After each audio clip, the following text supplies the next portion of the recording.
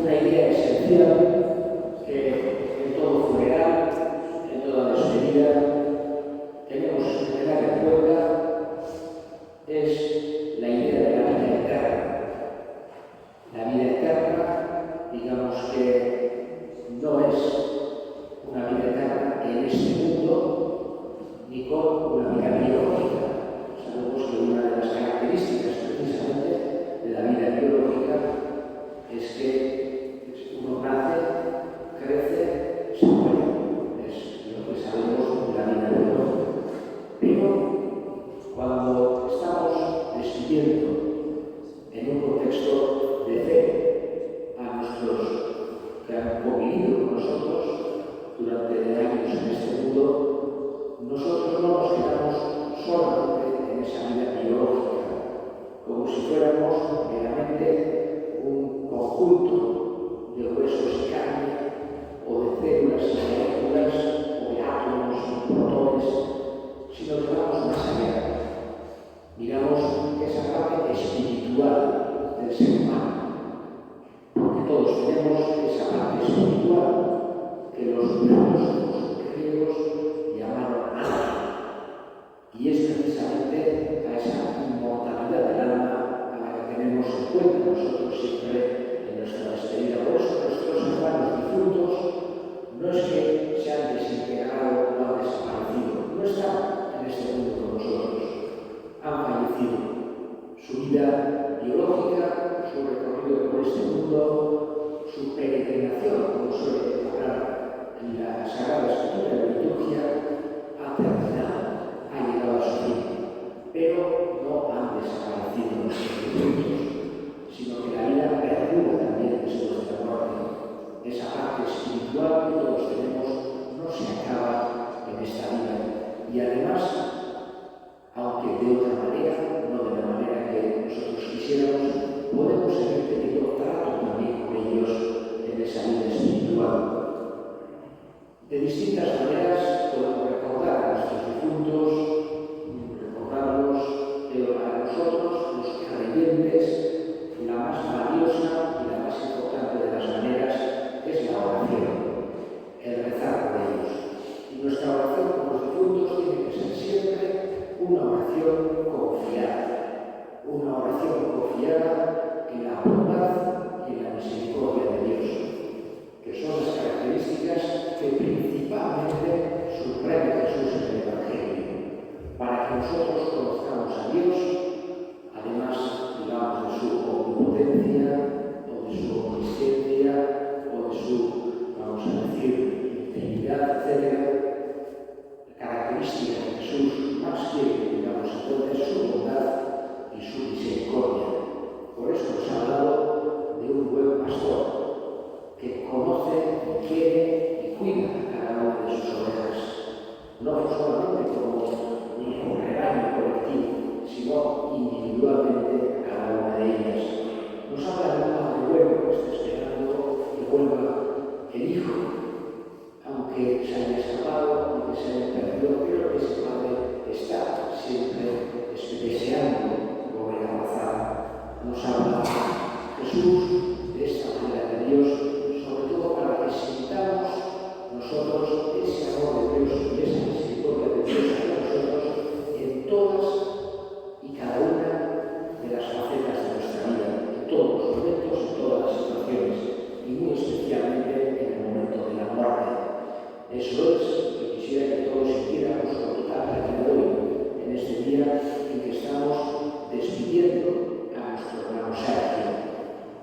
Y nuestra oración, como todos los difuntos, tiene que ser una oración confiada en ese Dios bueno que ve en lo interior, hasta los ojos que no llegan a los ojos humanos, y ve en lo profundo, el interior de cada persona, lo que hay. Y a ese Dios bueno le pedimos por nuestro hermano Sergio, que le dé descanso de todos los trabajos, de todos los sufrimientos, de todas las fatigas que ha podido pasar en este mundo, que le haga sentir felicidad, una felicidad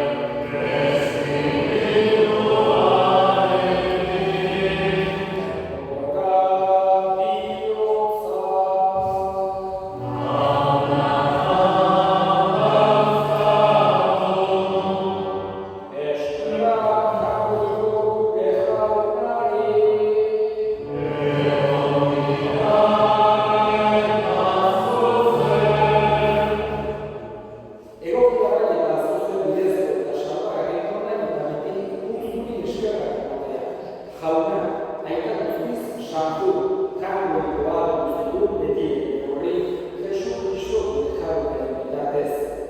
Bera, bere aldein da, gu guztiok betiko iniz daitezen. Gehiago horretik, bere bizia eman du, gu guztiok betiko zuretzat bizi daitezen. Horregatik, hain taldeekin batean presto zaitu, pozez beterik kantatzen dugu.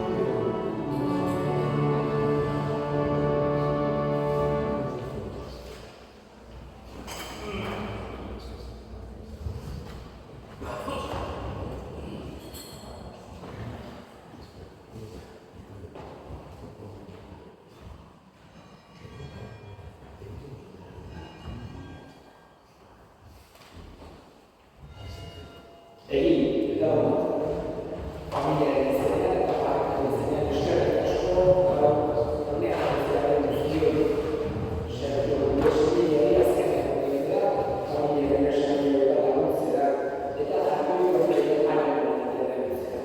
Muchas gracias en nombre de la familia, en nombre de la parroquia, a todos los que habéis acudido hoy aquí a despedir a nuestro hermano Sergio, a acompañar a la familia en estos momentos de dolor y a pedir a Dios por eterno descanso de su alma. Eta horretik azken erreskurtsoa egin izan.